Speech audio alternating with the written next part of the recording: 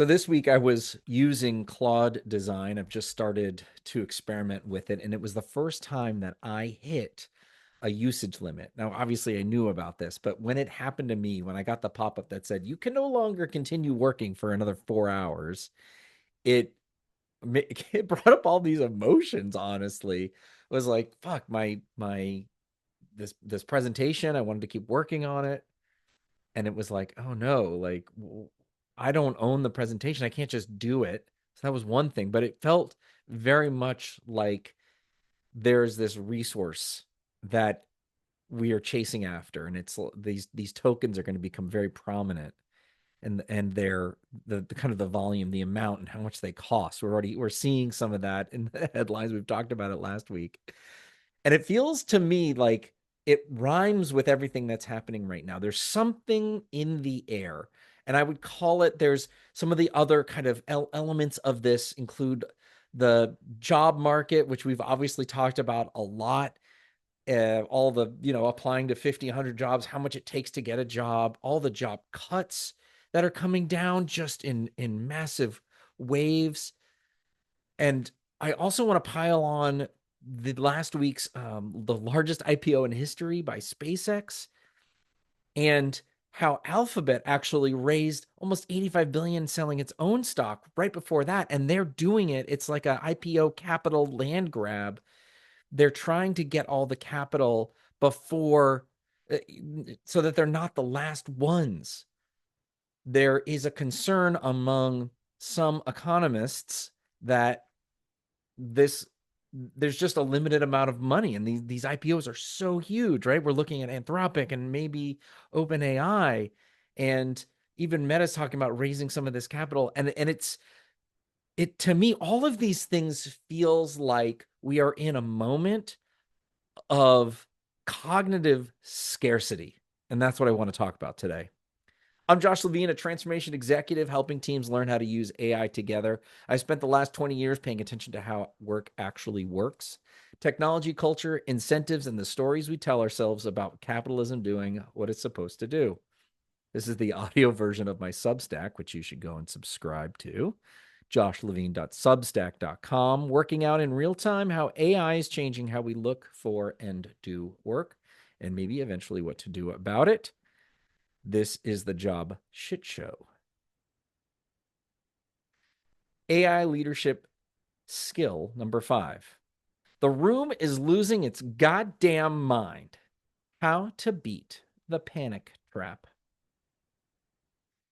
So this started when I was doing an interview with a woman who is a abundance mindset expert, and it was one of her specialties. She's a coach, and it struck me that we are absolutely, if we're not careful, slipping into a very, very much a scarcity mindset with AI.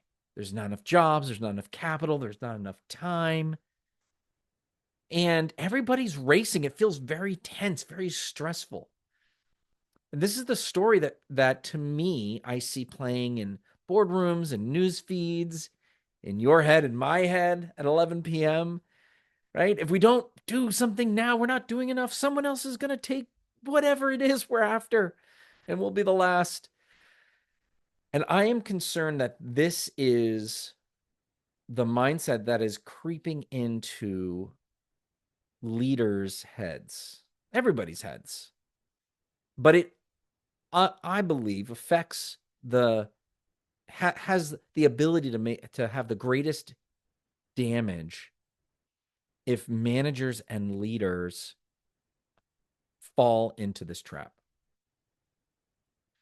So a very prevalent example that I've referenced before, which definitely underscores this kind of scarcity ideology, is how Jack Dorsey, who is the CEO of Block, in February of this year cut 40% of his workforce from 10,000 employees to under 6,000. It was, proportionally speaking, the largest AI-linked layoff in corporate history. We did call it AI washing, but, you know, essentially Dorsey can do whatever he wants, right? He can raise whatever capital. I mean, he got rewarded handsomely when he made this decision and the stock went up 20% when he made this announcement. And there is some data about his, advanced developers doing a lot more work with their internal AI. But the problem is that not that he's making that decision, although we've talked about that as a problem, but the way he the way he frames it, I think, speaks to this problem of kind of contagion in thinking, which is he said after he successfully did this that most companies will follow within a year, and he's not wrong. We see a lot of these organizations cutting and cutting and cutting, and he's kind of bending reality to his will. And what this portends is that he is forcing this kind of scarcity on the market. He's saying what will happen, whether he says it or not. Others are watching, right? He knows. And that's the problem. That's what it's describing. Now, here's the flip side. This last weekend, I was at my daughter's play roller derby. Yes, we live in Portland, and it's the most Portland thing ever. It's amazing. But I struck up a conversation with another roller derby dad, and he's a software engineer, and he works for Stripe. So same industry as Block, same moment that we're in. And I didn't know this story, but he said that Stripe has been purposefully kept private. That the owners, the Collision brothers, um, don't feel like they need to have an IPO. They're up 1.9 trillion in payment volume, or up 34% to 1.9 trillion in payment volume in 2025. They have 2.2 billion in free cash flow. They're profitable. And what I like about this, I asked him, the roller derby dad, I asked him, what is happening inside the organization? And he said, well, we're not hiring as quickly, but we're definitely not doing the layoffs. And everybody, the tone is very cautious and deliberate. And I thought that was such a striking difference to kind of the fear that I can imagine is inside of Block.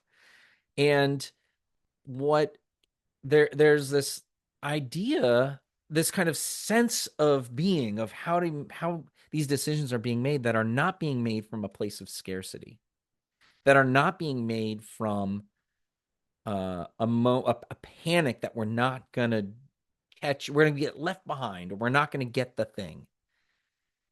And I think that is a great example of the inverse of scarcity, the abundance thinking, and the abundance thinking as how, leadership as a financial strategy. And here's why that matters, is when an organization starts to make choices from a place of scarcity, from a panic mindset, decisions become much more fraught, and more likely you're taking bigger swings, and more likely you're going to make errors. Now, again, Dorsey and his ilk, they can take big swings. They can make these errors, but it's not for everyone.